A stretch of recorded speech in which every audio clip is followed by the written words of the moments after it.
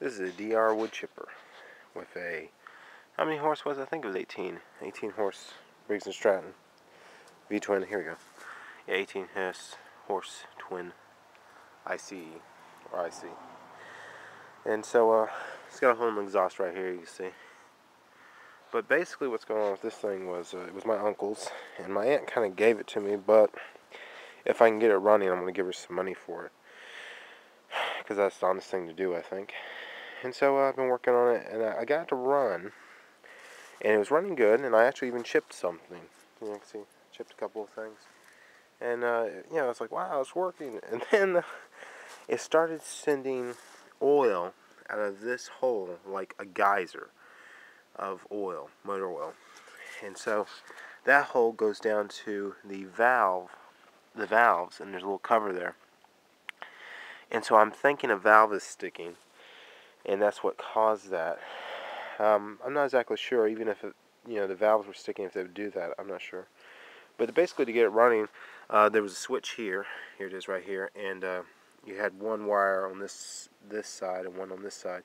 Well, the switch is bad, and it wasn't getting 12 volts. So I just connected them, and I jump started off. The battery's dead. So yeah, and it hadn't started before that since 2006 was the last time I think my uncle used it. And so I'm gonna take off the this whole baffle and all this crap, and see if I can get at the valves, and hopefully I won't have to, you know, take off the carburetor and all that crap, because that gets complicated fast. But if I can just remove the cover off the valves and watch and see what they're doing while it runs, then I won't be in half bad of shape. So I'm going to start by pulling these two bolts here. I got the carb air cleaner assembly off. Here's the choke for it. And it has this thing you push in with a spring. It's really tight, and you can prime it. But get the spark plug wire off. I need to put that back on. I was going to go ahead and test it and see if it'll do it for me on camera, where it shoots oil out of that hose into the carburetor. So it's on. I got it hooked up to the truck battery, and so I'll just go like this.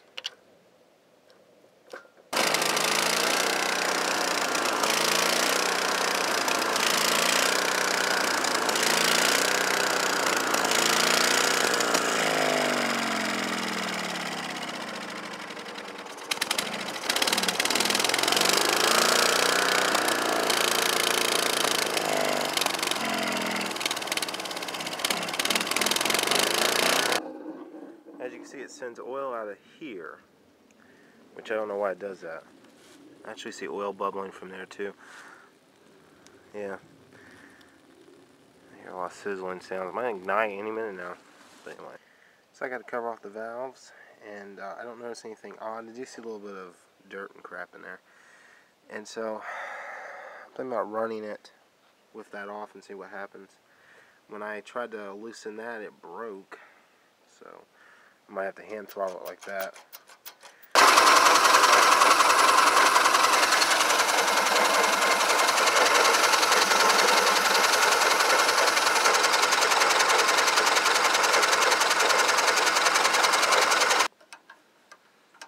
think we should put it all back together and see what happens.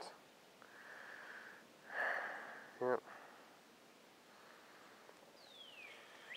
So I need a choke cable or throttle cable with the actual thing. So over here I actually have an old mower that doesn't run. One side is seized. It's a 19.5 horse Briggs & Stratton. So I can get the throttle cable off of it and then use it on that.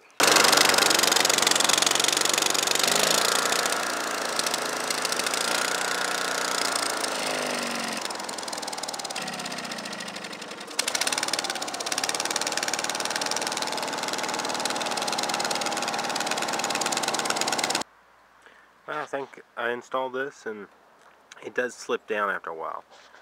Yeah, probably need to figure a better way to put that somewhere on here. But it runs now, and it hasn't done the oil thing again, so I'm thinking it's pretty good shape. I'll put the heat cover back over that, and then I might try chipping some things. I'll put the carb hat back on it too, see if it works. I shortened the cable so I don't have all that slack, but I'm worried it's too easy to push it back, so I might pinch it just lightly, and not cutting through it, of course, but make it a little bit more harder for it to move back in position.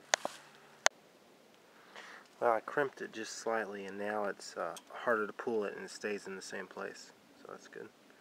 So I'm ready to put the carb hat back on and see what that goes on.